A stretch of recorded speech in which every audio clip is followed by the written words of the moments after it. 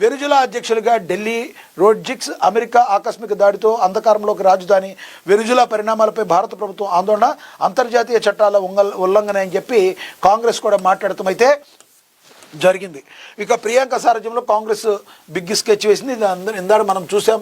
ఇక Venezuela అధ్యక్షురాలిగా Delcy Rodrigues America ఆకస్మిక దాడుల్లో అంధకారంలోకి రాజధాని వెళ్ళిపోయింది. వెనుజులా పరిణామాలపై భారత ప్రభుత్వం ఆందోళన వ్యక్తం చేసింది. అంతర్జాతీయ చట్టాల ఉల్లంఘనే కారణమని దీనికి కాంగ్రెస్ మాట్లాడుతుంది.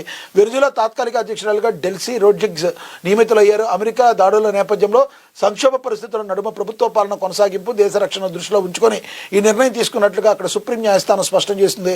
వెనుజులాలో తాజా పరిణామాలు ఆందోళన కలిగించే విషయాన్ని భారత ప్రభుత్వం పేర్కొంది. సంబంధిత పక్షాలన్నీ చర్చల ద్వారా శాంతియుతంగా సమస్యలను పరిష్కరించుకోవాలని, ఆ ప్రాంతంలో శాంతి స్థిరత్వాన్ని కాపాడాలని విదేశాంగ మంత్రిత్వ శాఖ ఒక ప్రకటనలో పిలుపునిచ్చింది. కార్కాస్లోని భారత రాయబార కార్యాలయం అక్కడ భారతీయులతో నిరంతరం సంప్రదింపులు జరుగుతుంది. వారికి అవసరమైన అన్ని రకాల సహాయాలను అందిస్తామని భారతదేశం అయితే భరోసానైతే కల్పించింది.